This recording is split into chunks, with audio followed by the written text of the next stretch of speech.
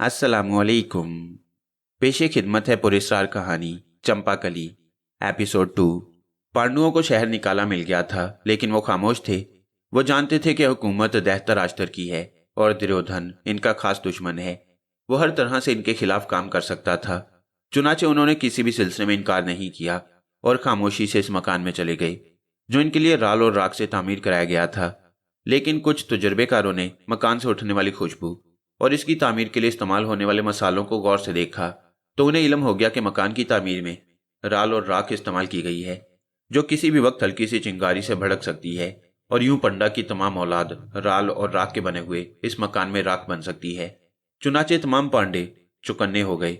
उन्हें इस साजिश से शदीद खौफ महसूस हुआ और वो दिन रात निहायत खौफ और दहशत में गुजारने लगे। पांडु हालांकि जुर्रतमंद थे, लेकिन दहतराष्ट्र की हुकूमत ने उन्हें हिलाकर रख दिया।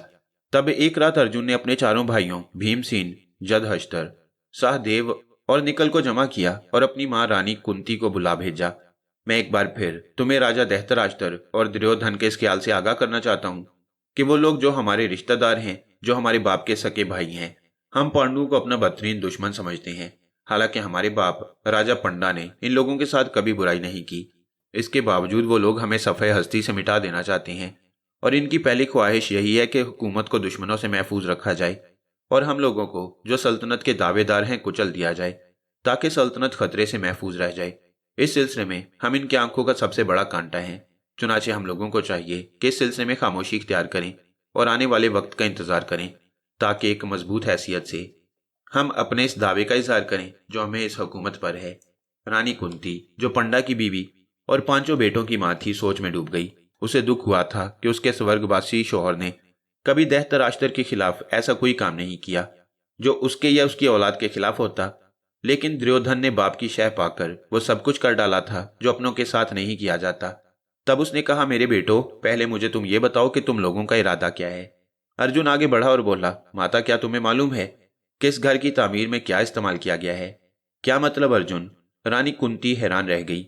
माता जी, ये घर राल और राख से बनाया गया है। सो अब हम लोगों को चाहिए कि हम खुद इस घर को आग लगा दें और खामोशी से यहाँ से कहीं दूर निकल जाएं। मुझे जो बातें मालूम हुई हैं वो ये है कि भेल नामी एक औरत हमारे घर में आग लगाने के लिए मखसूस की गई है। वो अपने 5 बेटों के साथ यहाँ आएगी और इस घर को राख का ढेर बनाकर चली जाएगी, मगर हम इससे शोहरत से फायदा उठाएंगे और भेल और इसके बेटों को जलाकर राख कर देंगे, ताकि जब जले हुए घर से इनकी लाशें मिलें तो लोग यही समझें कि पांडुओं का खात्मा हो गया है। रानी कुंती ने यह बात पसंद की और यही हुआ। पांडुओं ने भेल और उसके 5 बेटों को इस मकान में जिंदा जला दिया। पूरा मकान आन की आन में शोलों में घिर गया और भेल अपने 5 बेटों के साथ आग में जलकर खाक हो गई। दुर्योधन के जासूस ने इस औरत और इसके 5 बेटों के जलने से यह समझा कि पांडे अपनी मां समेत जलकर राख हो गई हैं। दुर्योधन, जो बाद में कौरु कहलाए, ये सुनकर बहुत खुश हुए। इनकी दिली मुराद बर आई। अब रूए जमीन पर इनका कोई दुश्मन नहीं रहा था। वो अपने आप को दुश्मन के खौफ से महफूज समझने लगे। दूसरी तरफ पांडु अपनी वजाकता बदलकर और नाम तब्दील करके जंगल से शहर में आ गए और कुंपला में आबाद हो गए। ये मुकाम हिंदुस्तान के जिला फर्रुखाबाद की तहसील कायमगंज में वाक़ है और आजकल इसका नाम कंपल है। कंपल पहुंचकर पांडुओं ने यहाँ की राजा की लड़की द्रौपदी से मुश्तरका शादी कर ली। यानी 5 भाई द्रौपदी के शौहर थे। इनके नज़दीक ये मुश्तरिक शादी बाहमी इत्तेहाद व मोहब्बत का सबब थी।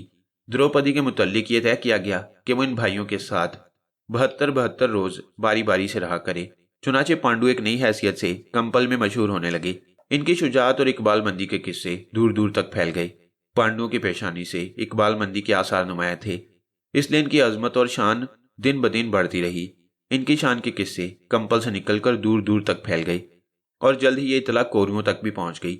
दुर्योधन की खुशियों का कोई ठिकाना नहीं था। अब वो दुश्मनों से महफूज था और राजपाट के कामों को निहायत दिलचस्पी से सरंजाम दे रहा था। रानी कंधारी भी बहुत खुश थी। इसका बाप राजा कंधार, जो कंधार का राजा भी था, दुर्योधन की हुकूमत मिल जाने की खुशी में बेशुमार तहाइफ लेकर हस्तिनापुर पहुंचा। इसने हस्तिनापुर राज की तौसी के लिए बेशुमार मंसूबे और अपनी मदद की पेशकश कर दी। रानी कंधारी हर तरह से अपने बाप के साथ थी और वह सब कुछ करने के लिए दुर्योधन को मजबूर करती थी जो उसका बाप कहता। दहतराष्ट्र की हैसियत सिर्फ एक मोहरे की थी जो इन माँ बेटों के कहने पर एक खाने से दूसरे खाने तक चल रहा था। सो एक रात जब आसमान पर बादल छाए हुए थे और रानी कंधारी इस खास महल में, जहां कभी वो एक मेहमान की हैसियत से आती थी और चंद घंटे क्याम करके चली जाती थी, अब रानी की हैसियत से रहने लगी। महल के इस पसंदीदा हिस्से में, जो उसका पसंदीदा गोशा था, जहां चारों तरफ हरी भरी घास और फूलों के कुंज थे, एक छोटी सी बारादरी में बैठी वो किसी सोच में गुम थी कि एक बांदी ने किसी खूबसूरत लड़की के आने की इतला दी। बांदी ने दोनों हाथ जोड़ते हुए कहा, रानी जी, वो लड़की बड़ी ही सुंदर है और बड़ी ही बेबाक। कौन लड़की? रानी कंधारी ताज्जुब से बोली। एक हसीन सी लड़की है, नाम चंपा कली बताती है। हमने से कहा कि वो रानी कंधारी से क्यों मिलना चाहती है, सो वो कहने लगी ये बात वो उन्हीं को बताएगी। हमने इसे आने से रोका तो इसने बड़े गुरूर से कहा कि जा और जाकर रानी से कह दे कि चंपा कली उससे मिलने आई है। रानी ने मोरछल झलने वाली लड़कियों को दोनों हाथ उठाकर रोक दिया। उसके चेहरे पर अजीब से तासुरात फैल गए थे। चंपा कली नाम बताया है उसने रानी जी, बांदी ने जवाब दिया। अकेली है वो? रानी ने पूछा। हाँ बिल्कुल अकेली। अच्छा ठीक है, तुम उसे मेरे पास बुला लाओ और तुम सब यहाँ से चली जाओ, यहाँ किसी को नहीं आना चाहिए। मैं चंपा कली से कुछ खास बातें करूंगी, कंधारी ने कहा और सारी बांदियां उसके पास से हट गईं। हरे भरे बाग की खूबसूरत सी फिजा में कुछ और खूबसूरती इस वक्त बढ़ गई जब चंपा कली नाजो अंदाज से इठलाती बल खाती रानी कंधारी के पास पहुंची। इतनी हसीन, इतनी कोमल कि मनुष्य देखे तो दिल पकड़ कर रह जाए। एक एक कदम में सौ सौ फितने जगाती वो रानी कंधारी के पास पहुंच गई और रानी कंधारी इसके होंठों पर फैली मुस्कुराहट देखकर किसी कदर परेशान सी हो गई। ना जाने क्यों इस बाली सी उम्र वाली लड़की के सामने खुद को वो एक बेवकूफ और अहमक सी लड़की समझने पर मजबूर हो जाती थी, जबकि चंपा कली की आंखों में एक गंभीरता और एक ऐसा बर्तरी का एहसास होता जैसे वो हस्तिनापुर ही की नहीं सारी दुनिया की रानी है और कंधारी इसके सामने कोई हैसियत नहीं रखती। ताहम कंधारी को एहसास था कि उसने चंपा कली को वचन दिया है और इस वचन का पालन जरूरी है। अगर चंपा कली से तरकीब ना बताती और इन सारे राजों से आगाह ना करती जिनकी वजह से आज दुर्योधन हस्तिनापुर का राजा है, तो शायद कंधारी इस काम में इतनी आसानी से कामयाब नहीं होती। वो अपनी जगह से उठी और एक झूठी मुस्कुराहट चेहरे पर सजाकर उसने चंपा कली का स्वागत किया। आओ चंपा कली, मेरी सूरत याद है रानी कंधारी? चंपा कली के अंदाज में किसी कदर तंज था। क्यों नहीं, तुम भी क्या भूलने की चीज हो? रानी कंधारी ने बड़े प्रेम से कहा और चंपा कली का हाथ पकड़कर उसे ऊपर बारादरी में बुला लिया। फिर इसने उसे अपने पास बैठने की जगह दी और बोली, तुम्हारी सुंदरता को देखकर भगवान जाने मैं भी इतनी मुतासिर हो जाती हूँ कि सब भूल जाती हूँ। मैं तो बस ये सोचती हूँ कि मैं तो एक औरत हूँ। मर्द तुम्हें देखकर अपने दिल की क्या कैफियत महसूस करते होंगे।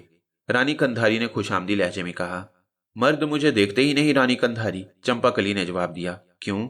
बस वह मुझे देख नहीं सकते। तुम्हारी बात मेरी समझ में नहीं आ रही चंपा कली, आखिर तुम कहना क्या चाह रही हो? बस मैं मर्दों को नजर नहीं आ सकती। इसके आगे कुछ मत पूछना, चंपा कली ने हंसते हुए कहा। हाँ जाहिर है, देख लेंगे तो लंबे ही हो जाएंगे ससुरे। रानी कंधारी हंसते हुए बोली और चंपा कली भी मुस्कुराने लगी। मैं तुम्हें बधाई देने आई हूँ रानी कंधारी। दुर्योधन महाराज अभी राजकुमारी सही, लेकिन हुकूमत अब उन्हीं की है। तुम्हें भी बधाई हो चंपा कली। अगर तुम हमारी सहायता ना करती तो हम कुछ न कर सकते। लेकिन रानी कंधारी, इस सहायता के पीछे मेरा एक मकसद भी छुपा हुआ था। हाँ हाँ, हमें याद है। तो तुम अपने वचन का पालन करोगी? जरूर चंपा कली, रानी कंधारी ने जवाब दिया। तुमने कहा था कि मेरा काम करने के बाद मुझे तुम्हारा एक काम करना होगा, रानी कंधारी ने चंपा कली से पूछा। क्या तुम इसके लिए तैयार हो रानी कंधारी? क्यों नहीं? रानियां जब वचन देती हैं तो वो इसलिए नहीं होते कि तोड़ दिए जाएं, रानी कंधारी ने जवाब दिया। और चंपा कली किसी सोच में डूब गई। थोड़ी देर के बाद इसने गर्दन उठाई और कंधारी की आंखों में देखते हुए बोली, तो हमें आज्ञा है रानी कि अपना वचन पूरा कराएं। मुझे बताओ चंपा कली, तुम मुझसे क्या चाहती हो? तुम्हारा कौन सा काम मैं कर सकती हूँ? और ये तो और भी अच्छी बात है कि इस समय मेरी हैसियत बदली हुई है, जो चाहोगी हासिल कर लोगी। बताओ, अपने वचन के तहत मैं तुम्हारे लिए क्या कर सकती हूँ? रानी कंधारी, अपने वचन के तहत मेरी शादी तुम दुर्योधन महाराज से कर दो, चंपा कली ने कहा और कंधारी चौंक पड़ी। उसने हैरत से चंपा कली को देखा और उसके इस सवाल पर देर तक परेशान सी रही। फिर उसने गर्दन हिलाते हुए कहा, यही है तुम्हारा काम चंपा कली? हाँ। चंपा कली की आवाज पत्थर की तरह सख्त थी। परंतु चंपा कली, ये तो ऐसा काम है नहीं जो मेरे बस में हो। दुर्योधन राजा है, ये तो ठीक है, वो अपने बाप के नाम से हुकूमत कर रहा है, लेकिन इसे हुकूमत पर हर तरह का इख्तियार हासिल है। मैं अपने हाथ पांव और मर्जी से तो सारे काम कर सकती हूँ, लेकिन कोई ऐसा काम जो किसी दूसरे का हो, ये मेरे लिए बहुत मुश्किल होगा चंपा कली। रानी कंधारी, अभी तुम कह रही थी कि वचन इसलिए नहीं होते कि तोड़ दिए जाएं, बल्कि यूं कहना मुनासिब होगा कि रानियां वचन इसलिए नहीं देती कि पूरा ना कर सकें। तो अब तुम्हें क्या कष्ट पड़ गया? मैंने अपना वचन पूरा करने से इनकार नहीं किया चंपा कली। मैं अपने वचन का पालन करूंगी, लेकिन बात सिर्फ इतनी सी है कि दुर्योधन कैसे तैयार होगा। रानी जी, काम तो वो भी आसान नहीं था, और तुमने देखा कि राजा पिंडा मौत से बचने के लिए अपना महल और आसाइशें छोड़कर जमीन व आसमान के दरमियान मौलिक हो गया। पर मौत ने इसे नहीं छोड़ा। मैं आपसे सच कहती हूँ रानी कंधारी, अगर वो इस महल में ना जाता तो हलाक ना होता। इसके हलाक होने के लिए यही पेशगोई थी कि अगर वह जमीन व आसमान के दरमियान मौलिक हो जाए तो उसकी मौत बासानी हो सकती है। मैंने जो कुछ किया है नहायत चालाकी से किया, और रानी कंधारी जिस तरह इसमें शरीक थी, क्या यह नहीं हो सकता कि जिस तरह मैंने रानी कंधारी की मदद की और राजा पंडा को हलाक किया, पांडुओं से हुकूमत छीन ली और कौरों को दिलवा दी, तो क्या रानी कंधारी ये मामूली सा काम नहीं कर सकती कि वो दुर्योधन को एक ऐसी लड़की से शादी करने पर तैयार कर ले जो बकौल रानी कंधारी के खूबसूरत भी है? चंपाकली ने कहा, और रानी कंधारी तो इस बात पर हैरान ही रह गई थी। वह सोच भी नहीं सकती थी कि चंपाकली इससे इतना बड़ा मुतालबा कर सकती है। चंपाकली दुर्योधन की पत्नी बनने के बाद जाहिर है रानी बन जाएगी, राजा दुर्योधन होगा। अब चंपाकली जैसी रानी दुर्योधन को मिल जाएगी तो फिर बाकी लोगों की क्या हैसियत रह जाती है? वही हुकूमत करेंगे। और फिर चंपाकली की उम्र भी रानी कंधारी की निगाहों में बेहद पुरस्कार थी। बिलाशुबा वो एक नौउम्र और हसीन लड़की थी, लेकिन जिस तरह इसने महल में रक्स किया और जिस तरह वो रानी कंधारी को साथ लगाकर टूटे हुए महल में से निकाल ले गई, बिलाशुबा ये बड़ी अजीब बात थी। और फिर उसने कुछ ऐसी बातों का भी इंकशाफ किया जो सदियों पुरानी थी। कोरा की लाश और उसके हाथ से मिलने वाला 9 लखा हार का मोती आज तक रानी कंधारी के जहन से महव नहीं हुआ था। रानी कंधारी की तवील खामोशी को चंपाकली ने बुरी तरह महसूस किया। उसके चेहरे से मुस्कुराहट आहिस्ता आहिस्ता मफकूद हो गई और आंखों की तेज चमक भी धुंधला गई। तुम बहुत गहरी सोच में हो रानी कंधारी। हैं? रानी कंधारी ने उसकी आवाज सुनी और चौंक पड़ी। सोच तो कुछ भी नहीं है चंपाकली, तुम जैसी सुंदर लड़की है ही रानी बनने के काबिल। मगर बात सिर्फ दुर्योधन की है, रानी कंधारी ने कहा। देखो रानी कंधारी, मैं अगर चाहूं तो खुद दुर्योधन महाराज के सामने जा सकती हूँ, मगर यह काम मेरे लिए तो नामुमकिन है और ना ही मुनासिब। तुम मुझे एक ऐसी लड़की की हैसियत से राजा दुर्योधन की रानी बनाओगी जो बेहद पवित्र और पाक है और जिसे तुम अच्छी तरह जानती हो। ये काम सिर्फ तुम्हें करना है रानी कंधारी, सिर्फ तुम्हें। चंपाकली ने सर्द और ठोस लहजे में कहा। रानी कंधारी ने उसका लहजा सुना तो उसकी रीढ़ की हड्डी में सर्द लहरें दौड़ गईं। ठीक है, मैं अपना वचन जरूर पूरा करूंगी, लेकिन तुम मुझे कुछ वक्त दे सकती हो? कितना समय चाहती हो? बस इतना कि दुर्योधन को तैयार कर लूं, रानी कंधारी ने कहा। ठीक है, और इस समय तक मुझे क्या करना होगा? तुम यूं करो कि महल के एक हिस्से में रिहाइश इख्तियार कर लो, मैं तुम्हारे लिए बंदोबस्त कर दूंगी, रानी कंधारी ने कहा। और चंपाकली ने इस पर आमादगी का इजहार कर दिया। यूं लगता था जैसे ये लड़की निहायत मजबूत और कुछ कुव्वतों की मालिक हो। वो बात करते करते अपना लहजा इतना सख्त और सर्द कर लेती थी कि कंधारी, जो अब रानी बन चुकी थी, उसके सामने थरथराहट महसूस करती। चंपाकली ने इसकी बात मंजूर कर ली और इसने अपनी रिहाइश के लिए महल के एक दूर उफ्तादा गोशे को पसंद किया और रानी कंधारी को हदायत कर दी कि ज्यादा लोगों को इसके बारे में ना बताया जाए, बल्कि बेहतर तो ये होगा कि बांदी और दूसरे लोगों को उससे दूर ही रखा जाए। मगर तुम्हारी सेवा कौन करेगा चंपाकली? रानी कंधारी ने ताज्जुब से कहा। मुझे किसी सेवा की जरूरत नहीं है रानी कंधारी, चंपाकली ने जवाब दिया। फिर बोली, रानी तुम अपना काम जल्द अज जल्द पूरा करो। ठीक है चंपाकली, तुम्हें वचन दे चुकी हूं, इसलिए अपने वचन का पालन जरूर करूंगी, पर एक इंसान की हैसियत से मेरे मन में कुछ सवाल उठ रहे हैं चंपाकली। क्या तुम मेरी सखी होने की हैसियत से इन सवालों का जवाब देना पसंद करोगी? क्या सवाल है रानी कंधारी? देखो चंपाकली, टूटे महल में तुमने मुझे राजा कोरा की लाश दिखाई थी। तुम्हारा कहना है कि उसे मैंने कत्ल किया था, जबकि मुझे इस बारे में कुछ नहीं मालूम। तुम पिछले जन्म की बात करती हो। बहुत कम ही ऐसे होंगे जिन्हें पिछले जन्मों की बातें याद रहती होंगी, लेकिन मैं तुमसे यह सवाल नहीं करूंगी कि तुम मेरे पहले जन्म के बारे में क्यों कर जानती हो। हालांकि मैं तुम पर शुबा भी कर सकती थी, मैं ये भी सोच सकती थी कि तुम झूठ बोल रही हो। मेरे 9 लखे हार का वो सुच्चा मोती तुम्हारे जरिए मुझे वापस मिला, और यही वो मोती है जो गायब था, इसलिए मैंने तुम्हारी बात पर यकीन कर लिया। इसके अलावा तुमने जो कुछ कहा वो तुमने पूरा कर दिखाया। मुझे बताओ, ये शक्ति तुम्हें कहां से हासिल हुई? नहीं रानी कंधारी, मैं तुमसे कह चुकी हूं कि कुछ बातें मैं तुम्हें अभी बता दूंगी, लेकिन कुछ बातें उस समय बताऊंगी जब इनका वक्त होगा। ये वक्त मेरी समझ में नहीं आता चंपाकली। आ जाएगा, धीरज रखो, आ जाएगा, सब कुछ समझ में आ जाएगा। तुम्हारी याददाश्त भी तो गुम हो चुकी है, तुम्हें वो सारी बातें याद नहीं है जो मुझे याद हैं, इसलिए अभी तुम्हें सब कुछ बताना बेकार है। हाँ, आने वाला समय सारी बातों के भेद खोल देगा, तुम इसकी चिंता मत करो, और जो कुछ मैंने कहा है उस पर अमल करो। हालांकि मेरे मन में एक क्रोध है चंपाकली, कंधारी ने कहा। वो क्या? चंपाकली ने सर्द लहजे में कहा। वो ये कि दुर्योधन मेरा बेटा है। मैं चाहती हूँ कि वो दुनिया की सारी खराबियों से महफूज रहे और कोई ऐसी बात ना होने पाए जो उसे नुकसान पहुंचाए। इसलिए मैं चाहती हूँ कि जो लड़की उसकी रानी बने, मैं उसके बारे में सब कुछ जान लूँ। लेकिन ठीक है, अभी तुम कुछ बताना नहीं चाहती तो ना सही, रानी कंधारी ने कहा। चंपा कली उसे चंद साथ देखती रही, फिर उसने गहरी सांस लेकर कहा, देखो रानी कंधारी, मैंने तुमसे जिस बात का वादा किया था वो बगैर किसी शर्त के पूरा कर दिया। मैंने तो इस समय तुम्हें अपना ये काम नहीं बताया था। चुनाचे अब ये तुम्हारा भी फर्ज है कि तुम मुझसे सारी बातें पूछे बगैर मेरा ये काम कर दो। तुम्हारे दुर्योधन को मेरी जात से कोई नुकसान नहीं पहुंचेगा, ये मेरा वादा है। और अगर तुमने ऐसा कर दिया तो मेरी जन्म जन्म की आशा पूरी हो जाएगी। एक ऐसी आशा जिसके लिए मैं ना जाने कब से बेकुल हूँ, कब से परेशान हूँ। ये मेरा मन ही जानता है। चंपाकली के चेहरे पर एक अजीब सी बेचैनी, एक अजीब सा इज़्तिराब नजर आया। उसकी आंखें पाताल से भी गहरी हो गईं और रानी कंधारी इस पुरस्कार लड़की को ताज्जुब से देखने लगी। इसके बाद इसे कुछ पूछने की जरूरत नहीं हुई। चंपाकली ने इसे आखिरी हदायत दी और रानी कंधारी इस जगह से वापस लौट आई जहां वह चंपाकली के साथ उसे उसकी रिहाइश का दिखाने के लिए ले गई थी और जिसे चंपाकली ने पसंद कर लिया था। रास्ते में भी वो ये सोचती चली आई कि चंपाकली ने बांदियों और नौकरों को दूर रहने के लिए कहा है। वो खाने पीने का और अपने आराम का बंदोबस्त कैसे करेगी? वो कौन है, क्या है? कोई बात रानी कंधारी की समझ में नहीं आती थी। अपने कमरे खास में वापस आने के बाद वो गहरी सोच में डूब गई। चंपाकली ने जो फरमाइश की थी वो उसकी तवक्को से बिल्कुल ही मुख्तलिफ थी। रानी कंधारी बहुत देर तक सोचती रही और जब उसकी समझ में कुछ ना आ सका तो उसने सोचा कि वो अपने पिता राजा कंधार से इस सिलसिले में मशवरा लेगी। रात बीती, दिन चढ़ाया। राजा कंधार बेटी के बुलाने पर दौड़ा चलाया। यूं भी बाप बेटी एक दूसरे के गहरे राजदार थे। उसने राजा कंधार को सारी सूरत हाल बतानी चाहिए, लेकिन रानी कंधारी को इस बात से खौफ महसूस हुआ कि कहीं चंपाकली जैसी पुरस्कार औरत इस बात से वाकिफ ना हो जाए। चुनाचे उसने बाप से महल में गुफ्तगू ना करने का फैसला किया और यूं ही सरसरे अंदाज में पूछा, पिताजी, अगर मैं आपसे कोई ऐसी बात कहूं जो किसी के खिलाफ हो तो क्या ये बात उसे मालूम हो सकती है? मैं नहीं समझा कंधारी, क्या तुझे मुझ पर शुबा है? ये बात नहीं है पिताजी, मैं तो ये कहना चाहती थी कि कोई ऐसी हस्ती, कोई ऐसी जात जो समझ में ना आने वाली हो और जिसे बेशुमार बातें मालूम हो जाएं, तो क्या वो हमारे दरमियान होने वाली गुफ्तगू को दूर बैठकर भी सुन और समझ सकती है? कंधारी ने झिझकते हुए पूछा, ओह मैं समझ गया, तू उस लड़की की बात तो नहीं कर रही जिसने पंडा से तुझे हुकूमत दिलाने में सहायता की थी? कंधारी ने पूछा।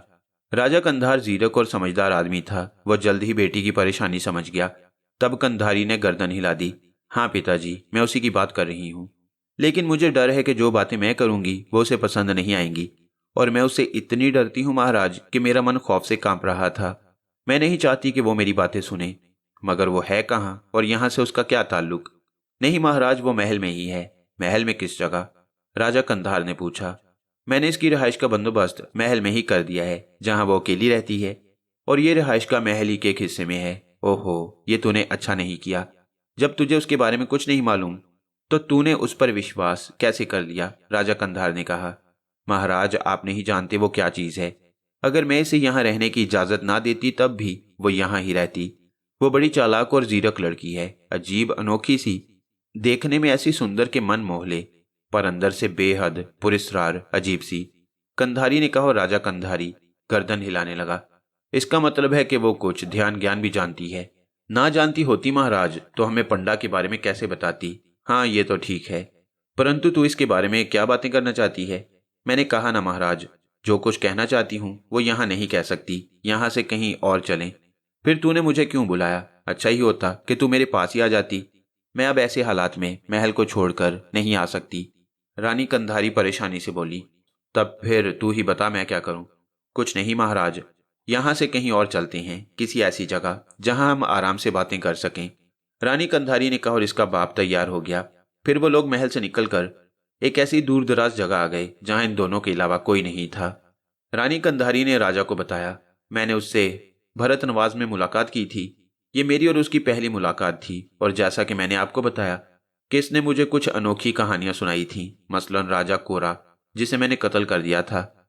इसने मुझे राजा कोरा की लाश भी दिखाई और सबसे बड़ी बात यह कि राजा कोरा की लाश के हाथ में वो मोती दबा हुआ था जो मेरे 9 लखा हार से गायब है। इसने वो मोती निकाल कर मुझे दिया और जब मैंने इसे 9 लखे के दूसरे मोतियों से मिलाकर देखा तो वो वही मोती था। इस हार की तारीख भी ना मुझे मालूम है ना आपको। हाँ, ये हकीकत है और ना ही ये मालूम है पिताजी कि इसमें से वो मोती कैसे गायब हुआ। बिल्कुल, ये बात भी हमें नहीं मालूम, राजा कंधार ने इतराफ किया। मगर पिताजी वो जानती है, उसने मेरे बेटे नंदराज का भी हवाला दिया जिसे मैं गद्दी पर बिठाना चाहती थी।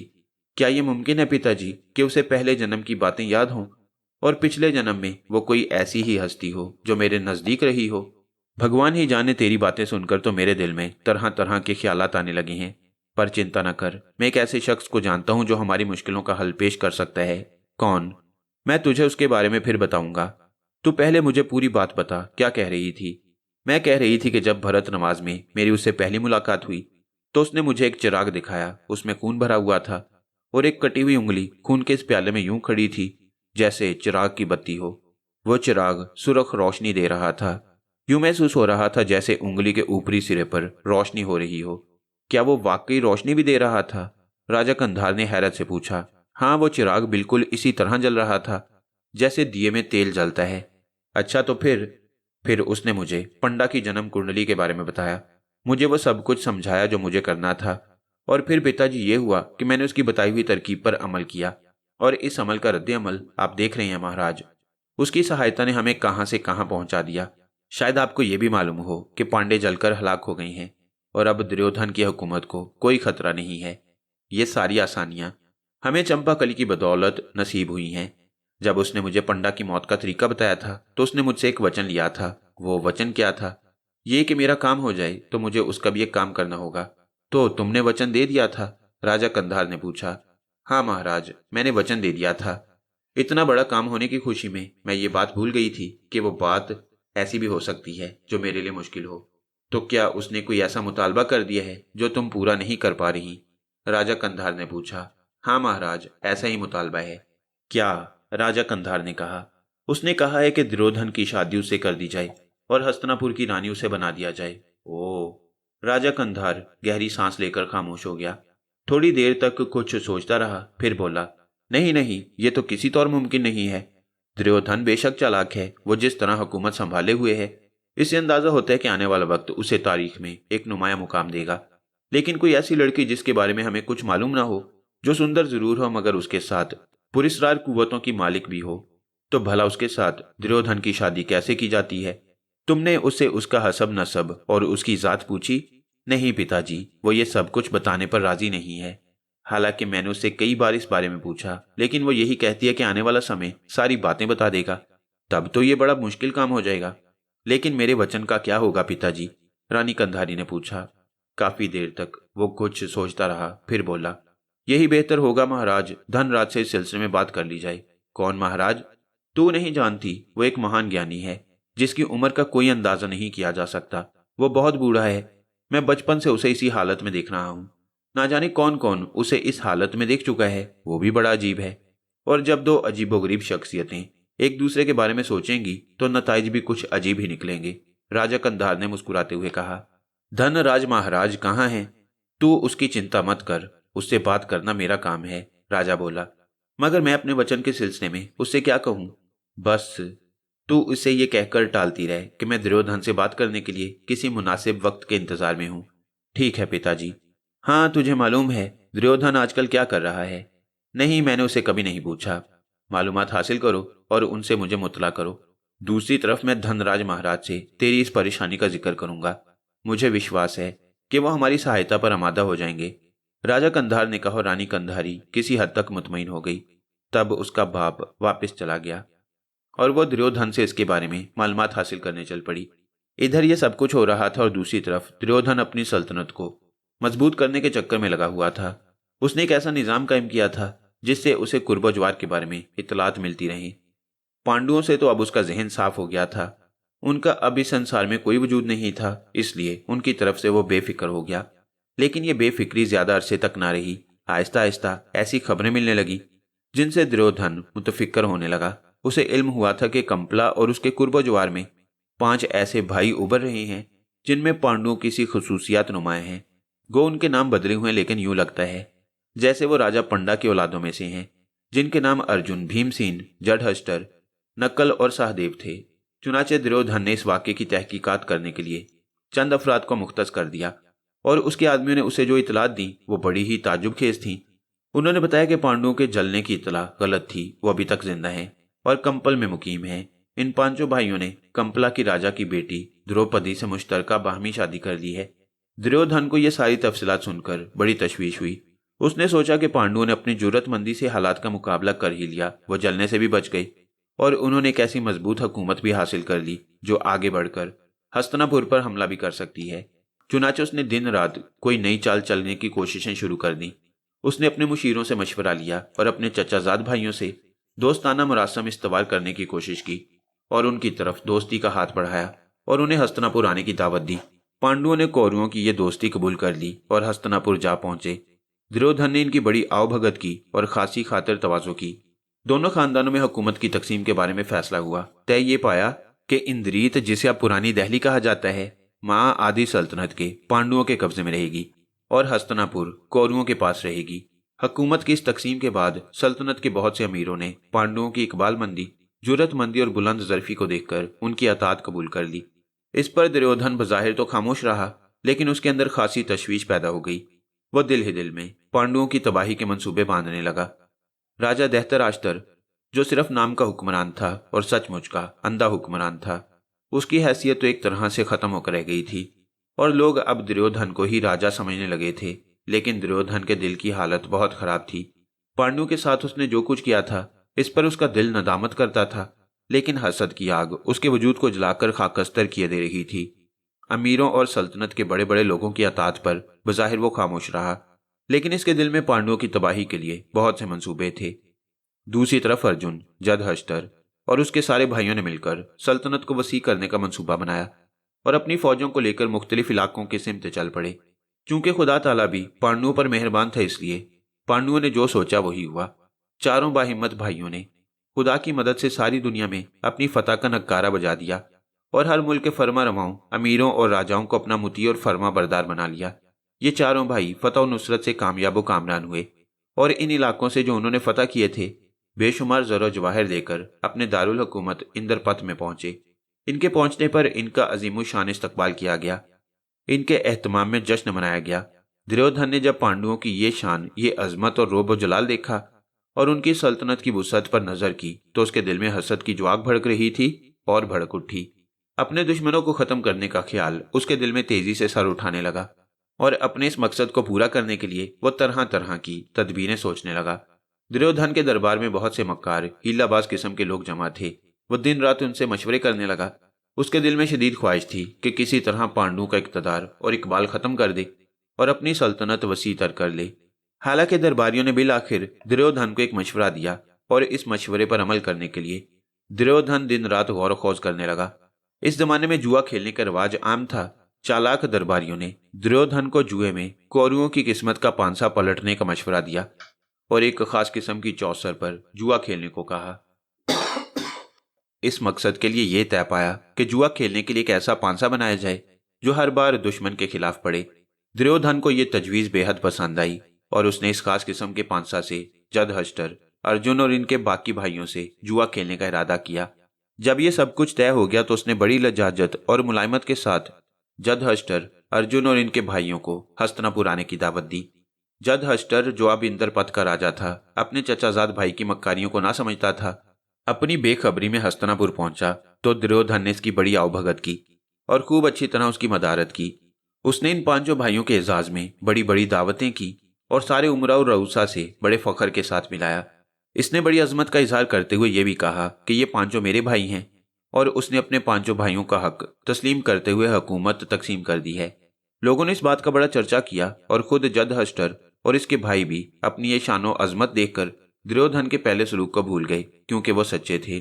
तफरी के तौर पर दुर्योधन ने जदहश्तर से जुआ खेलने के लिए कहा। पांडवों को चूंकि दुर्योधन की अय्यारी का हाल मालूम न था, इसलिए वह बगैर किसी हीलो हुज्जत के जुआ खेलने पर राजी हो गया।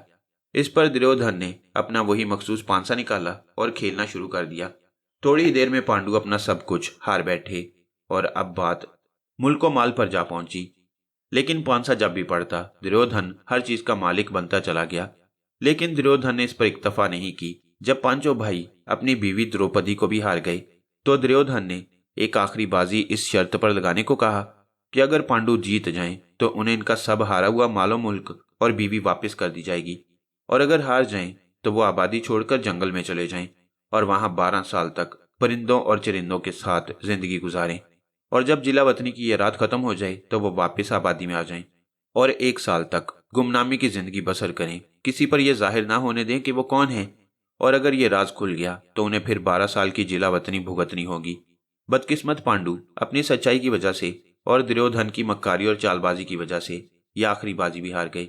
शर्त के मुताबिक उन्होंने शहर की सुकूनत तर्क करके जंगल में बसेरा कर लिया, और यूं 12 साल के लिए दुर्योधन ने अपनी हुकूमत को पांडुओं से महफूज कर लिया। दुर्योधन अपनी चालाकी से अपने रास्ते के सबसे बड़े कांटे को खत्म कर चुका था, और अब तो उसे यह भी खतरा न रह गया था कि पांडु किसी और तरीके से कोई हैसियत हासिल करके इक्तदार दोबारा हासिल कर लेंगे। एक दिन उसने अपनी मां कंधारी से फरमाइश की कि उसकी शादी कर दी जाए। खुद कंधारी के दिल में यह ख्याल बहुत अरसे से था, लेकिन वो परेशान थी। चंपाकली, जो अब बड़े महल में बड़े क्रॉफर से रह रही थी और इसके वचन के पूरा होने का इंतजार कर रही थी। दूसरी तरफ राजा कंधार अपनी कोशिशों में मसरूफ था। वो अपनी बेटी की परेशानी को समझता था, और फिर उसके दिल में भी ये ख्वाहिश थी कि मालूम करे वो खूबसूरत औरत चंपाकली कौन है। इस सिलसिले में उसने हस्तिनापुर के सबसे कदीम बूढ़े का इंतखाब किया, जो ज्ञान ध्यान का माहिर और पुरस्कार उलूम में माहिर था। लेकिन धनराज की आदत थी कि वो दुनिया की निगाहों से आमतौर पर रूपोश रहता और तवील अरसे के बाद बाहर आता। इस दौरान वो एक गार, जिसको बाहर से एक बहुत बड़े पत्थर से बंद कर दिया गया था, फरोकश था, और लोगों को यह हदायत थी कि वो इस गार में दाखिल होकर उसे परेशान करने की कोशिश न करें। चुनाचे राजा कंधार इसके गार से बाहर आने का इंतजार कर रहा था। इस दौरान इसने बहुत सारे लोगों को गार से बाहर मुतय्यन कर दिया कि वो निगाह रखें। सो एक दिन उसे इतला मिली कि धनराज महाराज ने गार का पत्थर हटा दिया है और गार से बाहर आ गए हैं। तो राजा कंधार अपने खास हवारियों के साथ धनराज महाराज के चरणों में पहुंच गया। इसने धनराज के चरण छुए और बूढ़े धनराज के होंठों पर मुस्कुराहट फैल गई। धनराज के सर के सारे बाल सफेद थे। इसकी भवों के बाल इतने बड़े हो गए थे कि उसकी आधी आंखें बालों के नीचे छुपी हुई थीं। इसी तरह मूंछों और दाढ़ी के बाल लंबे लंबे और बर्फ की तरह सफेद थे। लेकिन इन सारी चीजों के बावजूद इसका जिस्म खासा गट्ठा हुआ और मजबूत था। यूं लगता था जैसे इसके बदन में कुछ खास कुव्वतें कार फरमा हों। राजा कंधार ने अपनी आमद का मकसद बयान करना शुरू कर दिया। धनराज खामोशी से इसकी बातें सुनता रहा, लेकिन कंधार महसूस कर रहा था कि उसकी आंखों में एक खास चमक पैदा हो गई है। तब उसने पुरस्कार अंदाज में कहा, मैं समझ गया तू किसका जिक्र कर रहा है, लेकिन इसके लिए तुझे बड़ी चालाकी से काम करना होगा। मुझे बताएं महाराज, मुझे क्या करना होगा? सारे जादू पानी में आकर खत्म हो जाती हैं और वो ताकतें कायम नहीं रहती जो इंसानी बदन में हलौल कर जाती हैं।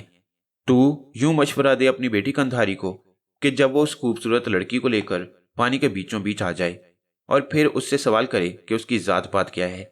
महाराज, क्या आपका ज्ञान ये नहीं बता सकता कि वो कौन है? बता सकता है, परंतु बताने से वो नहीं होगा जो दुर्योधन को महफूज रख सकता है। मैं तुझे बताऊंगा कि सितारे दुर्योधन और उसके राजपाट के बारे में क्या कहते हैं, लेकिन पहले तू इस मसले से निमट ले।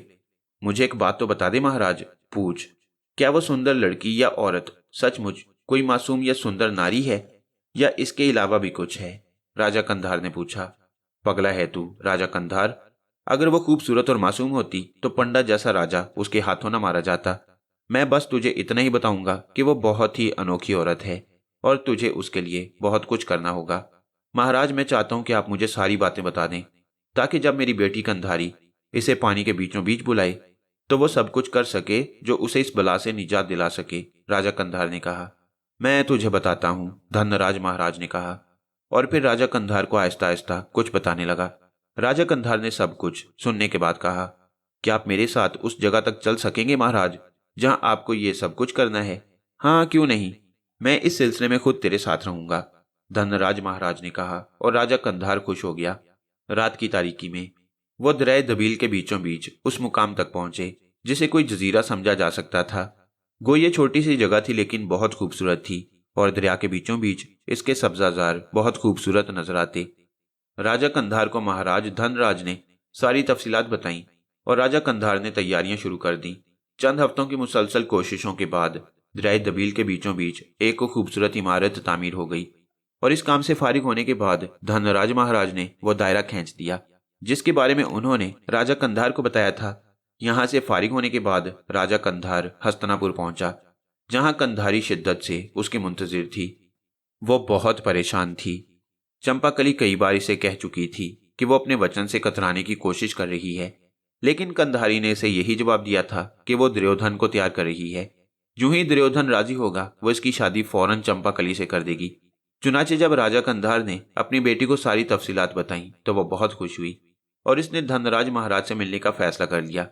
तब राजा कंधार ने इसे कहा कि धनराज महाराज इससे मिलेंगे, पर अभी नहीं। वो उस समय उससे मिलेंगे जब चंपाकली की असलियत जाहिर हो जाएगी। लेकिन क्या धनराज महाराज ने ये नहीं बताया कि चंपाकली कौन है? नहीं, इन साधु संतों के अपने भी कुछ काम होते हैं कंधारी, राजा कंधार ने कहा। अच्छा पिताजी, तो मैं कोशिश करती हूँ कि चंपाकली को लेकर किसी तरह उस मुकाम तक पहुंचूं, राजा कंधारी ने कहा। और उस रात जब रानी की मुलाकात चंपाकली से हुई तो उसके होंठों पर बड़ी पुरतपाक मुस्कुराहट थी। उसने आगे बढ़कर चंपाकली को सीने से लगा लिया और चंपाकली भी मुस्कुराने लगी। आज ये मोहब्बत कैसे फूट पड़ी रानी कंधारी, तू मेरी बहू बनने वाली है ना? मेरे मन में तेरे लिए मोहब्बत ना फूटेगी तो और क्या होगा? तो क्या तुमने दुर्योधन से बात कर ली है? नहीं, मैंने दुर्योधन से ये बात नहीं की, पर दूसरी बात की है। वो क्या? चंपाकली ने पूछा। दुर्योधन अपने सबसे बड़े दुश्मन पांडुओं से जीत चुका है और अब दुर्योधन आजाद है। उसने मुझसे अपनी शादी की बात की तो मैंने कहा महल के हंगामों में ये सब कुछ मुनासिब ना होगा। यूं करते हैं कि दरिया दबील के बीचों बीच जो खुश्क जगह है वहां हमारा एक महल है, वहां बैठकर ये सारी बातें कर ली जाएंगी। तो दुर्योधन ने कहा है कि चंपाकली को भी वहीं बुला लिया जाए तो बेहतर है। तो यूं करो चंपाकली कि हम दोनों वहां चलते हैं और दुर्योधन भी वहां पहुंच जाएगा। चंपाकली इस बात पर तैयार हो गई और सारी तैयारियां करने के बाद वो लोग चल पड़े। चंपाकली को यह खूबसूरत जगह बहुत पसंद आई और खास तौर से ये इमारत उसके लिए बड़ी दिलकश थी। यहाँ पहुंचकर उसने सवाल किया, क्या दुर्योधन महाराज अभी यहाँ नहीं पहुंचे? नहीं, पहुंचने ही वाला होगा, रानी कंधारी ने कहा और उसका हाथ पकड़ते हुए बोली। तू चिंता मत कर चंपाकली, तू जो चाहेगी वही होगा। और उसका हाथ पकड़े पकड़े उस दायरे में दाखिल हो गई जो धनराज महाराज ने खींचा था और जिसके बारे में राजा कंधारी को इतला दे आया था। दायरे के बीचों बीच पहुंचकर रानी कंधारी रुक गई। उसने किसी खास बात का इजहार न होने दिया, लेकिन अचानक चंपाकली के चेहरे पर बेचैनी के आसार नमूदार हो गए। रानी कंधारी तो दायरे से निकल गई थी, लेकिन चंपाकली ने वहां से निकलने की कोशिश की तो ना निकल सकी। दायरे के गिर्द नजर न आने वाली तिलिस्मी दीवारें खड़ी हुई थी। चंपाकली के चेहरे का रंग उड़ गया और रानी कंधारी के होंठों पर मुस्कुराहट फैल गई। वो आहिस्ता और ठहरे हुए लहजे में बोली, अब तू मुझे अपनी जीवन कथा सुनाएगी चंपाकली? तू मुझे बताएगी कि तू कौन है? तू यहाँ से ना निकल सकेगी। अगर तू अच्छी और सच्ची साबित हुई तो मैं अपना वचन पूरा करूंगी। अगर तूने अपने बारे में झूठ बोला तो तू खुद जानती है आगे क्या होगा। तेरा ज्ञान तुझे आगे की बातें जरूर बता सकता है। चंपाकली का चेहरा धुले हुए लट्ठी की तरह सफेद पड़ गया और आंखों में खौफ की परछाइयां रक्स करने लगी। फिर उसने खुश्क होंठों पर जुबान फेरते हुए कहा, तूने फिर वही किया कंधारी जिसका मुझे खतरा था, लेकिन मैं जानती हूँ ये सब तेरे बस की बात नहीं है। तेरी पुश्त पर घनश्यामी पहुंच गया है। हाँ, वो मनहूस फिर हमारे करीब आ गया है। कौन घनश्यामी? मैं किसी घनश्यामी को नहीं जानती, रानी कंधारी ने कहा। यह इमारत पानी के बीचों बीच है। तूने पहले से ये इंतजाम कर रखा है ताकि मैं यहाँ से ना निकल सकूं। लेकिन कंधारी कहानी इस मोड़ पर आ गई है जहां से खत्म हुई थी। कोई बात नहीं है कंधारी, युग बीतते रहते हैं, आवागमन होता रहता है। मैं फिर आऊंगी कंधारी। इसकी बजाय तू मुझे अपने बारे में सभी कुछ बता क्यों नहीं देती? सुन चंपाकली, मैं तेरी दुश्मन नहीं हूँ, बल्कि मैं तो तेरी एहसानमंद हूँ कि तूने मेरी सहायता की और राजा पंडा से हुकूमत मेरे बेटे दुर्योधन को दिलाई। लेकिन चंपाकली, तू एक अनोखी लड़की है और मैं अपने बेटे का जीवन चाहती हूँ। कहीं ऐसा ना हो कि वो तेरी वजह से किसी कष्ट में पड़ जाए। इसलिए मैं तेरे बारे में जानने की ख्वाहिशमंद हूँ। तू अपने बारे में सब कुछ बता दे। इसके बाद मैं तुझे यहाँ से निकाल ले जाऊंगी और अपना वचन पूरा करूंगी। चंपाकली के होंठों पर एक मुस्कुराहट फैल गई। उसने दर्द भरी निगाहों से कंधारी को देखा और उसके गालों पर आंसू लुढ़क पड़े। रानी कंधारी के दिल में हमदर्दी की एक लहर जागी, लेकिन फिर वह संभल गई। आखिर तो मुझे अपने बारे में बताने से क्यों हिचकिचा रही है? उसने पूछा। तू तो वो सब कुछ कह चुकी है कंधारी जो होता चला आया है। अब तो खुद भी मुझे इस दायरे से नहीं निकाल सकती। क्यों? कंधारी चौंक पड़ी और चंपाकली के होंठों की अफसुर्दा मुस्कुराहट और गहरी हो गई। इसलिए कि तूने जिससे मदद ली है वो हमारा जन्म जन्म का दुश्मन है। मनुष्य के जीवन में 7 कष्ट होते हैं। कभी कभी ये कष्ट एक जीवन में ही खत्म हो जाते हैं और उसका दूसरा जन्म पाक साफ होता है, और कभी ये चक्कर जन्म जन्म चलता है। ये तो भाग्य की बात है। हाँ कंधारी, मैंने तेरे साथ कोई खराब काम नहीं किया था। मैंने तो तेरी ऐसी मनोकामना पूरी की थी जो तू किसी और तरह पूरी नहीं कर सकती थी।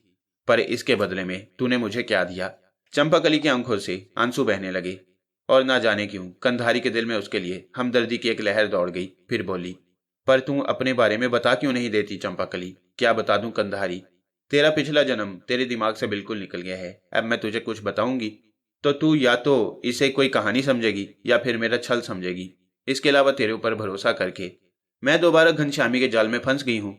मुझे तुझसे शिकायत है कंधारी, इसलिए मैं तुझे कुछ नहीं बताऊंगी।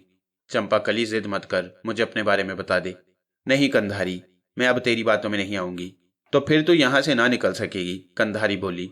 बेवकूफ रानी, तू ना जाने किस भूल में है। तू किसी तौर राजा पंडा को कत्ल करके राज अपने बेटे दुर्योधन को नहीं दिला सकती थी। मैंने तेरी सहायता की। सुन रानी, वह सांप मैं ही थी जिसने राजा पंडा को डसा। मैंने यह सब कुछ तेरे लिए किया, लेकिन तूने मेरे साथ जो कुछ किया, भगवान की सौगंध, मैं तुझसे इसका बदला लूंगी। अब तू जा। चंपाकली होश में आ। मेरे मन में यह बात नहीं थी कि मैं तेरा जीवन लूं। मैं तो बस सारी बातें बेकार हैं अब, चंपाकली बोली। लेकिन क्यों? मैं कह चुकी हूं कि मैं अगर तुझे अपने बारे में बता दूं तो भी तू मुझे यहां से नहीं निकाल सकेगी। मैं इस बात को नहीं मानती, कंधारी बोली। ना मान, इससे क्या फर्क पड़ता है? वैसे अगर अंदाजा करना चाहती है तो अब तू खुद ही इस हिसार में दाखिल होकर देख ले। क्या मतलब? कंधारी ने पूछा। तू खुद भी अब इन दीवारों को पार नहीं कर सकती जो तुझे नजर आ रही हैं, चंपाकली ने कहा। अब तू मेरे लिए चाल चल रही है, कंधारी ने मुस्कुराते हुए कहा। तेरे लिए चाल? चंपाकली ने निगाहें उठाकर उसे देखा। हाँ, ताकि जो ही मैं हिसार में दाखिल हूं तो मेरे खिलाफ कोई हरकत करे। तू मुझसे बदला जो लेना चाहती है? तो फिर वापस चली जा कंधारी, बस अब जो होना था वो हो गया। ठीक है चंपाकली, मैं जा रही हूँ, लेकिन थोड़ी देर के बाद मैं फिर वापस आऊंगी।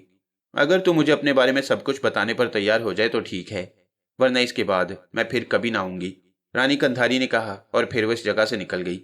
लेकिन उसका दिल शांत नहीं था। अपना जीवन खुद खराब कर रही है, मेरा क्या है?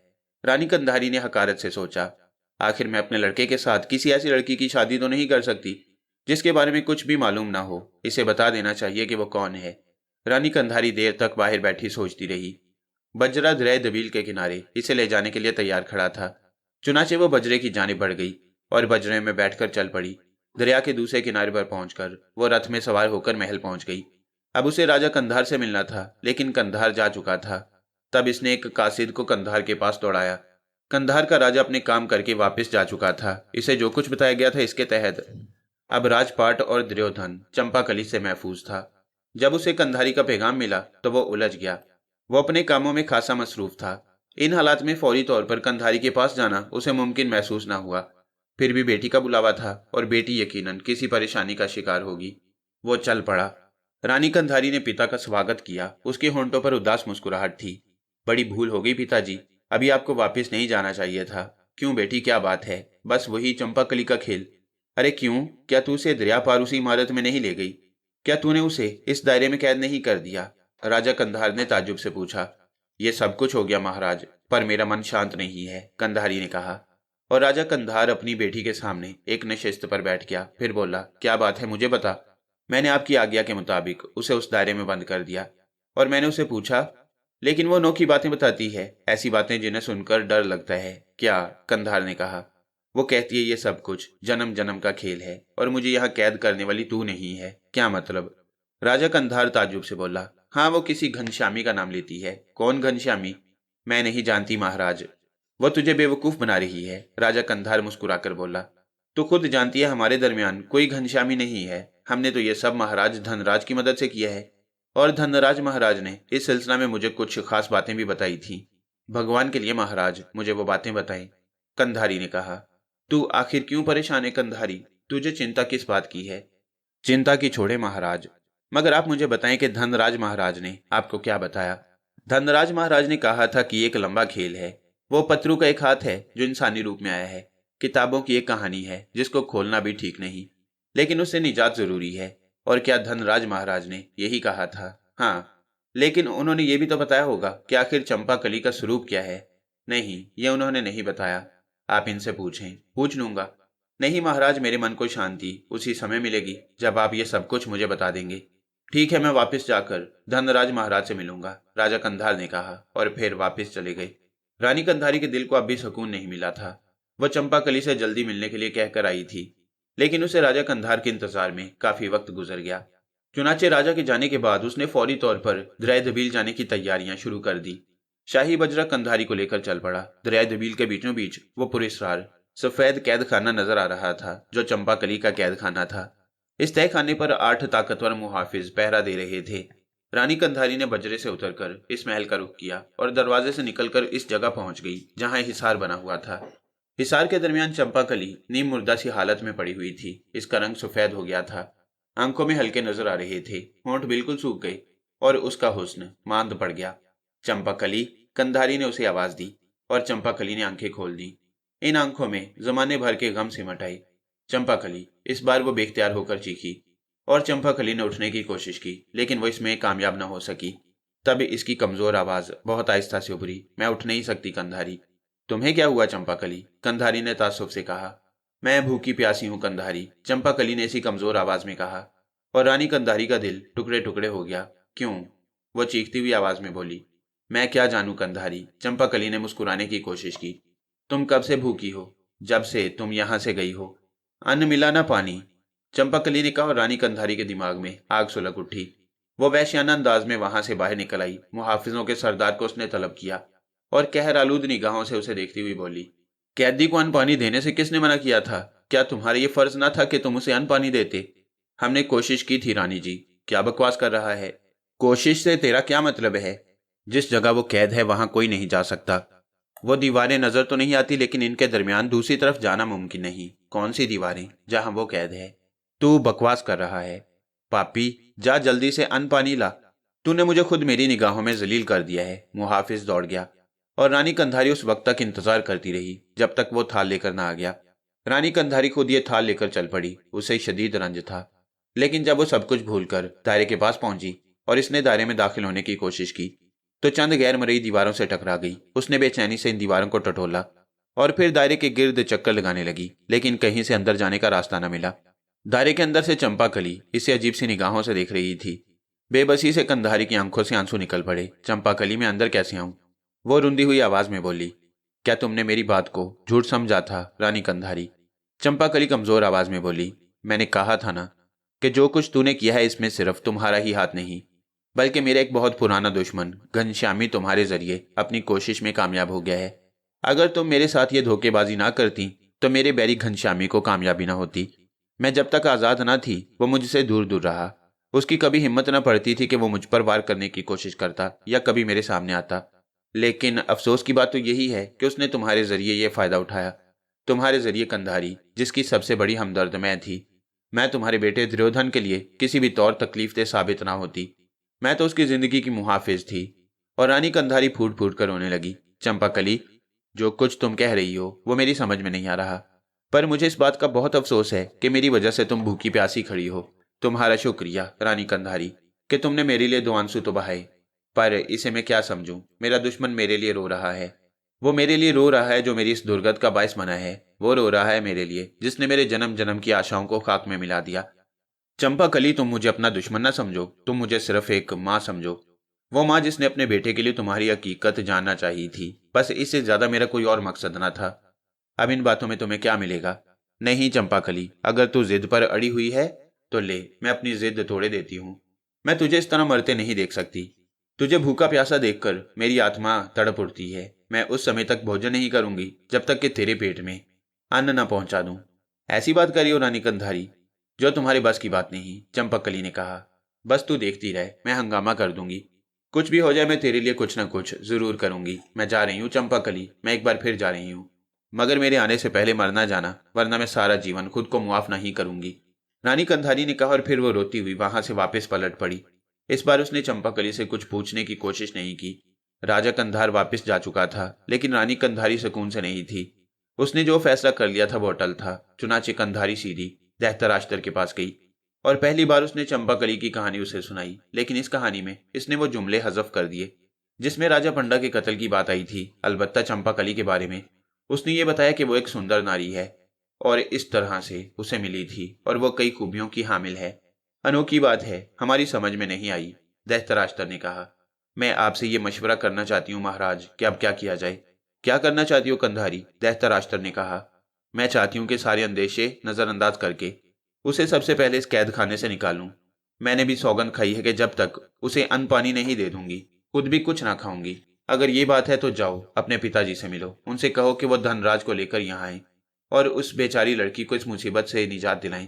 इसके बाद तुम चंपाकली से उसकी असलियत पूछ लेना। अगर वो इस काबिल हो कि उसका विवाह दुर्योधन से किया जा सके तो फिर उसे दुर्योधन के सामने कर देना, वरना जैसे भी हालात हों। दैत्यराष्ट्र ने कहा, मेरे कंधार जाने की तैयारियां करें महाराज। मैं तेज रफ्तार घोड़े पर जाऊंगी ताकि जल्द अज जल्द कंधार पहुंच सकूं। मुझे अफसोस है कि मैंने पिताजी को जाने दिया। मैं तो बिला वजह एक मुसीबत में फंस गई। रानी कंधारी ने कहा, ठीक है, तुम घोड़े की बजाय ज्यादा घोड़ों के रथ पर सवार होकर चली जाओ। महाराज कंधार और धनराज महाराज को अपने साथ लेकर आना, दैत्यराष्ट्र ने कहा। और रानी कंधारी ने तैयारियों का हुक्म दे दिया। यह हकीकत थी कि रानी कंधारी के दिल पर सख्त चोट लगी थी। चंपाकली की निगाहों में पुरस्कार जरूर थी, पर उसे इस लड़की से कोई बैर भी नहीं था। अब ये चंपाकली की नई उफ्ताद देखकर रानी कंधारी का दिल बिल्कुल ही डामाडोल हो गया। उसकी मोहसिना जिसने उसे जिंदगी की बहुत बड़ी कामयाबी से हमकिनार किया, ऐसी कामयाबी जिसने कौरवों को गुमनामी की जिंदगी से निकालकर हुकूमत दिला दी, और अब यह हुकूमत पुश्तों के लिए कौरवों के कब्जे में आ गई थी। उस मोहसिना को कंधारी ने भूख प्यास में मुब्तला करके मौत के दरवाजे तक पहुंचा दिया। रथ सफर कर रहे थे और रानी कंधारी दिन रात की परवाह किए बगैर कंधार जा रही थी, यहां तक कि वो अपने बाप की राजधानी में दाखिल हो गई। राजा कंधार को बेटी की आमद की इतला मिल गई। उसने महल से बहुत दूर एक रास्ते पर उसका स्वागत किया और बड़े प्यार से उसे महल ले गया। कंधारी के चेहरे पर उसकी आजर्दगी का पता चलता था। उसकी आंखों में आंसू डुबडुबा आए थे। समय आ गया है महाराज कि हमारा राज खुल जाए, वो राज जो मैंने अपने पति से छुपा कर रखा है। अगर मेरे पति को यह बात मालूम हो जाए कि राजा पंडा की मौत का बायस मैं बनी हूं, तो उसके बाद मैं नहीं कह सकती महाराज के क्या हो। राजा कंधार ये सुनकर परेशान हो गया। उसने पूछा, लेकिन ये राज खुल कैसे सकता है कंधारी? इसलिए कि मैंने दैत्यराष्ट्र को चंपाकली के बारे में बताया है। तूने? हाँ पिताजी महाराज। धनराज महाराज ने हमें यह नहीं बताया था कि हम कैद के दौरान उसे अन्न पानी भी नहीं दे सकते। क्या मतलब? उनके खींचे हुए हिसार में अन्न पानी भी नहीं गुजर सकता। मैं उसकी मौत तो नहीं चाहती थी महाराज। फिर तुम क्या चाहती थी कंधारी? राजा कंधार ने किसी कदर झुंझलाए हुए अंदाज में कहा, पिताजी महाराज, बात अगर एक ऐसे इंसान के जीवन की ना होती जिसने कौरवों की नस्लों पर एहसान किया है, जिसने हुकूमत कौरवों के लिए आसान कर दी है, तो मैं आपको कभी परेशान न करती। लेकिन अब तू क्या चाहती है? पिताजी महाराज, धनराज महाराज से कहें कि वो अपना हिसार तोड़ दें। अगर चंपाकली मेरे लिए गलत साबित हुई तो ना मैं दोबारा आपको तकलीफ दूंगी, न धनराज महाराज को। कैसी बातें कर रही हो कंधारी? इसमें तकलीफ की कोई बात नहीं। मैं खुद भी तो तुम्हारी बेहतरी चाहता हूँ। तुम एक खतरनाक दुश्मन की आजादी के लिए कोशिश कर रही हो। चंपाकली जिस कदर पुरस्कार है, हमें इस बात को नजरअंदाज नहीं करना चाहिए। लेकिन वो मेरे लिए बुरी नहीं है। बेटी की जिद से वो काफी परेशान हो गया, और ये परेशानी दोहरी थी। रानी कंधारी के ज़हन पर जिस तरह चंपाकली असरअंदाज हुई थी, उससे अंदाजा होता था कि वो सब कुछ कर बैठेगी। धनराज की खानका एक वीराने में थी, जहां वो गार में बंद रहा करते, और जब वो गार से बाहर आते तो उनके चेले चाटे उनकी यात्रा का बंदोबस्त कर देते। चुनाचे जब राजा कंधार और रानी कंधारी पहाड़ों में उस जगह पहुंचे जहां धनराज की खानका थी, तो नीचे से उन्हें चेले चाटों का हजूम नजर आया, जो लंबी लंबी हजारा तस्बीह हाथ में लिए उन्हें जप रहे थे। वहां एक अनोखा माहौल और एक अजीब मंजर था। राजा कंधार उस जगह पहुंच गया, लेकिन वहां उसकी कोई खास पजीराई ना हुई। यह साधुओं का डेरा था और यहाँ पर राजाओं को कोई खास हैसियत नहीं थी। तब राजा कंधार ने एक साधु से कहा कि वो धनराज महाराज से मिलने आया है, उन्हें उसके आने की इतला दी जाए, और ये कि वो बड़ी दूर से आया है और हर हालत में उनसे मिलकर जाने का ख्वाहिशमंद है। उसने कहा, और साधु गर्दन हिलाने लगा। यह मुमकिन नहीं है महाराज। साधु ने तस्बीह के दाने रोकते हुए दांत निकाल कर कहा, मैं राजा कंधार हूँ। तुम उन्हें जाकर ये इतला दो कि मैं उनसे मिलने आया हूँ। मैं कैसे जा सकता हूँ महाराज? वो गार में बंद हो चुके हैं, और अब उस समय तक किसी को उनकी यात्रा नहीं हो सकती जब तक कि वो खुद गार से बाहर ना आ जाएं। ओ, राजा कंधार ने परेशानी से कहा, तो क्या वो गार के अंदर जा चुके हैं? हाँ महाराज। कितने समय की बात है? तीसरा दिन है आज, साधु ने जवाब दिया। और राजा कंधार ने परेशानी से रानी कंधारी की तरफ देखा। रानी कंधारी का चेहरा भी धुआं धुआं हो रहा था। कुछ भी हो महाराज, उन्हें हमसे मिलना होगा। अरे अरे पगली, साधु संत ऐसे नहीं होते कि राजा महाराजाओं और ताकतवरों के सामने झुक जाएं। ये लोग मर जाते हैं पर झुकते नहीं। ये तो इनकी मर्जी की बात है। मैं तो कहती हूँ पिताजी महाराज, उन्हें हमसे मिलना ही होगा। रानी कंधारी अटल लहजे में बोली, अब तो तू मुझे परेशान करने पर तुली हुई है कंधारी, बता मैं क्या करूं? धनराज महाराज को गार से निकालो, रानी कंधारी ने कहा। यह कैसे मुमकिन है? हर नामुमकिन को मुमकिन बनाया जा सकता है पिताजी, रानी कंधारी ने कहा और आगे बढ़ गई।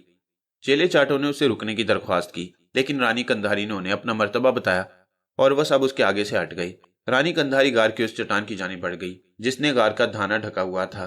चट्टान के करीब पहुंचकर धनराज महाराज को बेशुमार आवाजें दे डाली, लेकिन अंदर से कोई जवाब न मिला। तब उसने अपने कमजोर हाथों से चट्टान को हटाने की कोशिश की, लेकिन एक औरत के हाथों से एक वजनी चट्टान किस तरह हट सकती थी।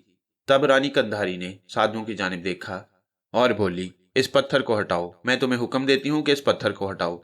नहीं देवी, तुम हमारी गर्दनें काट सकती हो, पर हमें महाराज धनराज की तपस्या भंग करने के लिए तैयार नहीं कर सकती। साधुओं ने अदब से जवाब दिया, पिताजी महाराज, ये लोग अकीदत में पागल हो गए हैं, लेकिन क्या आप भी ये काम नहीं कर सकते? कर सकता हूँ कंधारी, मगर यूं लगता है तेरी वजह से मैं किसी कष्ट में पड़ने वाला हूँ। साधु संतों को उनके अभाग से हटाना अच्छी बात नहीं। मैं इसके बाद पिताजी आपको अपने किसी मामले में परेशान नहीं करूंगी। मुझे इस कष्ट से निकाल दें, मैं सारा जीवन आपका उपकार मानूंगी। राजा कंधार ने अपने साथ आने वालों को हुक्म दिया कि वो गार का पत्थर हटा दें, और बहुत से लोगों ने पूरी कुव्वत सरफ करके इस पत्थर को उस जगह से हटा दिया। राजा गहरी निगाहों से उन लोगों की कोशिशों को देख रहा था और फिर उसने एक गहरी सांस लेकर कहा, तूने देखा कंधारी, तूने महसूस किया? क्या पिताजी? स्वामी धनराज जब बाहर आते हैं तो खुद ही इस पत्थर को हटा देते हैं, और अंदर जाते समय भी वो किसी की मदद नहीं लेते। इससे उनके ज्ञान की ताकत नहीं जाहिर हुई। मैंने कब कहा महाराज कि वो ज्ञानी नहीं है? तब तू एक ज्ञानी को इस काम से मना करना चाहती है जो उसने सोच समझ कर किया है। हाँ, मेरा फैसला अटल है। और फिर पत्थर हट जाने के बाद वो राजा कंधार के साथ अंदर दाखिल हो गई। ये एक लंबी और तारीक सुरंग थी जिसमें अंधेरा छाया हुआ था, लेकिन दूर, बहुत दूर रोशनी का एक सिरा नजर आ रहा था। वो दोनों तारीकी में आंखें फाड़ फाड़ कर एक दूसरे को देखने की कोशिश करने लगे। तब कंधारी बोली, वो उस तरफ रोशनी है महाराज, कौन जाने उस तरफ क्या है। आप आज्ञा दें तो मैं खुद उस तरफ जाऊं। नहीं, मैं भी चल रहा हूं, राजा ने कहा, और दोनों बाप बेटी चल पड़े। काफी देर के बाद वो लंबी सुरंग के उस सिरे पर पहुंच गए जिसके दूसरी तरफ सूरज की रोशनी चमक रही थी। ये एक गुफा का दरवाजा था। दोनों चंद साथ यहाँ रुके और फिर अंदर दाखिल हो गए। दूसरी सिमत एक कुशादा और रोशन गार था जिसमें ठंडक फैली हुई थी। सूरज की रोशनी बुलंदी से एक सुराग से नजर आ रही थी और इस सुराग से नीला आसमान साफ नजर आ रहा था। उन्होंने गार में चारों तरफ निगाहें दौड़ाई और फिर एक मंजर देखकर दोनों साकित और जामिद रह गए। गार के बीचों बीच एक मरगछाला बिछा हुआ था। मरगछाला के पास पानी का भरा हुआ एक कलसा रखा था। कलसे के पास सियाह रंग का एक कुंडल और लकड़ी की खड़ामें रखी हुई थी, और सबसे हैरत अंगेज चीज जो थी वह मरगछाला पर बैठा हुआ एक इस्तख्वानी ढांचा था। हाँ, एक इंसानी ढांचा जिसके पूरे बदन पर गोश्त या खाल का एक निशान भी नहीं था। ढांचा पालथी मारे बैठा था और उसके दोनों हाथ जुड़े हुए थे। राजा कंधार हैबत से लरज उठा। वो खौफजदा निगाहों से इस इस्तख्वानी वजूद को देख रहा था जो बेजान था। रानी कंधारी भी फटी फटी निगाहों से इस ढांचे को देख रही थी।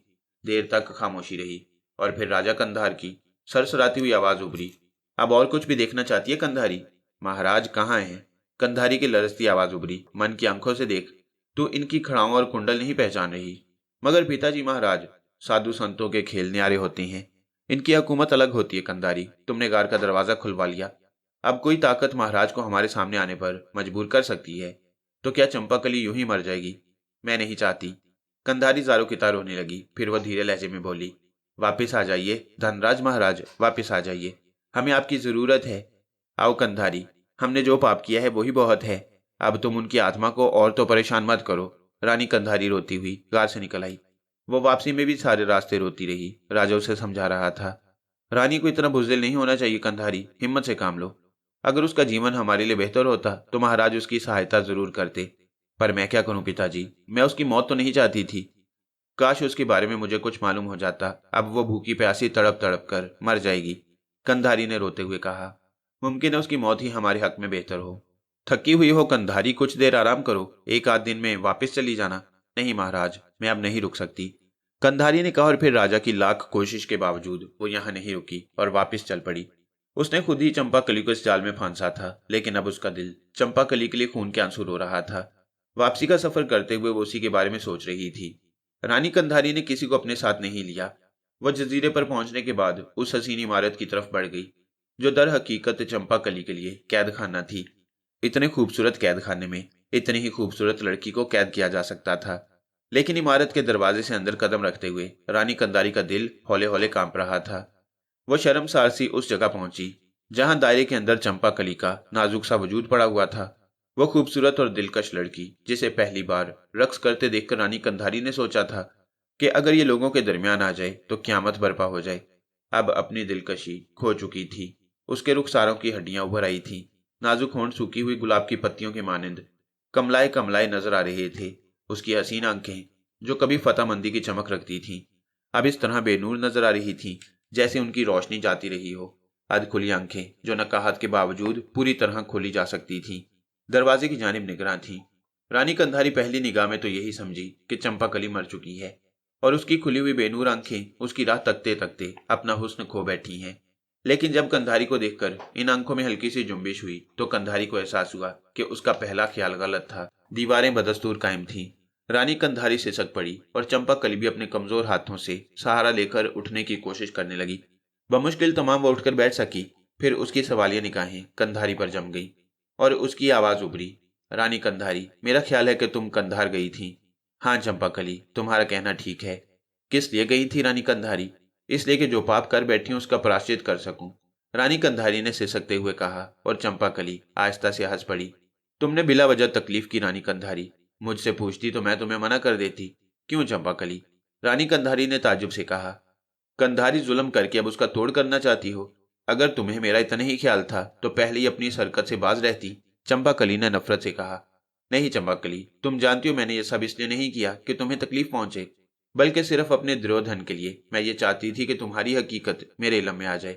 बस अब इन फजूल बातों को छोड़ो कंधारी। अगर तुम जाते वक्त मुझसे पूछ लेती तो मैं तुम्हें बता देती कि घनश्यामी कभी वह सब कुछ ना करेगा जो तुम चाहती हो। वो तो सदा से मेरा बैरी है और भला वो काम जो उसके मन की सबसे बड़ी मनोकामना था होने के बाद क्या वो इसका अजाला करने के लिए तैयार हो जाता? चंपाकली ने लरसते हुए कहा। चंपाकली, मैंने जीवन में बहुत बड़ा पाप किया है।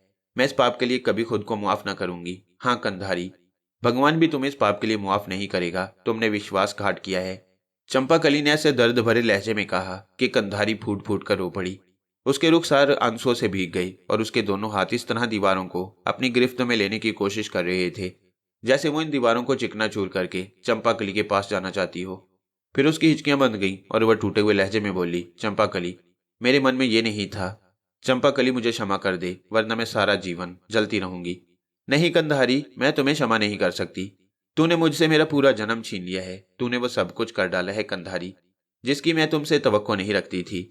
सुनो, घनश्यामी कुछ भी बन जाए, वह तुम्हारे साथ मिलकर मेरे लिए कितना ही बुरा क्यों ना करे, लेकिन एक दिन ऐसा जरूर आएगा जब मैं नंदराज को पालूंगी। सुना तुमने कंधारी, तुम्हारे नंदराज मेरे नंदराज।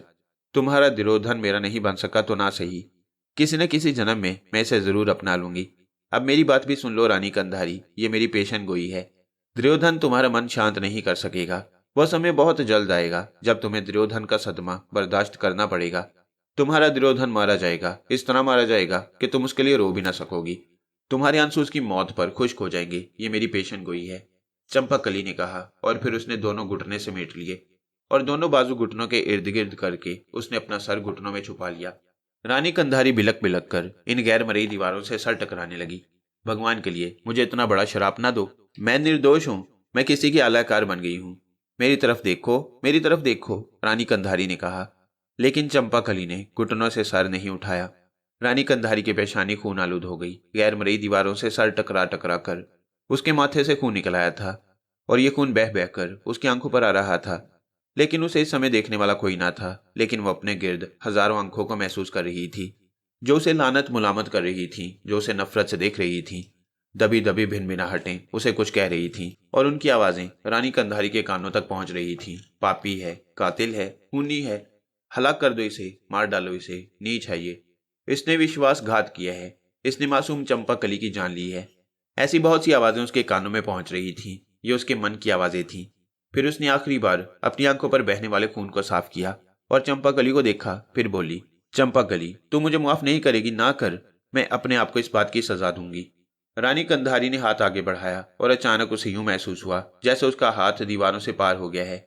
उसने दोनों हाथों से उन गैर मरई दीवारों को टटोला और उसके मन में अचानक खुशी फूट पड़ी। दीवारें खुद ब खुद गायब हो गई थीं। या तो धनराज को उस पर रहम आ गया या फिर कोई और चमत्कार हुआ। उसने दीवार से गुजरकर दायरे में कदम रख दिया और दूसरे लम्हे वह चंपाकली के पास थी। चंपाकली, चंपाकली, उसने चंपाकली के बाजुओं को उसके चेहरे से हटाने की कोशिश की और चंपाकली एक जानिब लुढ़क गई। दूसरे लम्हे रानी कंधारी के हलक से एक चीख की आवाज उभरी, एक दिलदोज और वहशतनाक चीख। चंपाकली मर चुकी थी। उसकी बेनूर उदास आंखें खुली हुई थी और अब उसके शरीर में सांस का कोई वजूद नहीं था। रानी कंधारी की चीख की आवाज इतने दिलदोज थी कि इमारत के बाहर खड़े हुए लोगों ने भी सुन ली। चूंकि बात रानी कंधारी की थी इसलिए वो लोग बर्दाश्त न कर सके और सारी एहतियात बालाए ताक रखकर वो अंदर दौड़ पड़े। रानी कंधारी बेहोश पड़ी थी और उसके नजदीक ही चंपाकली की लाश पड़ी थी। मुहाफिजों ने फौरी तौर पर आदमी महल दौड़ाई और महल में से बहुत सी कनीजें, बहुत से जवान और यहाँ तक कि खुद दिरोधन उस इमारत की जानिब चल पड़ा और अपनी माँ के हुजूर पहुंच गया जो अभी तक बेहोश थी। उसने खादमाओं की मदद से अपनी माँ को उठवाया और फिर उसकी निगाहें चंपाकली पर पड़ी। वो हैरत से दंग रह गया। ऐसी हसीन और ऐसी सुंदर लड़की उसने सारा जीवन कभी नहीं देखी थी, लेकिन ये लड़की जिंदा नहीं थी। उसने लोगों से इस लाश का राज पूछा, लेकिन उसकी तशफ़ी ना हो सकी। उसे ये बात मालूम ना हो सकी कि ये लड़की कौन थी और इसकी लाश यहाँ क्यों पड़ी हुई है और इसकी माँ बेहोशी की हालत में यहाँ क्यों मौजूद है। ये सारी बातें उसके जहन में एक मुअम्मा बनी हुई थी, लेकिन माँ की हालत देखकर वो फिल वक्त इस मुअम्मे को हल करने से बाज रहा और रानी कंधारी को शाही महल ले गया। शाही वैद्यों ने यहाँ रानी कंधारी को होश में लाने के लिए कार्रवाई शुरू कर दी और थोड़ी देर के बाद रानी कंधारी होश में आ गई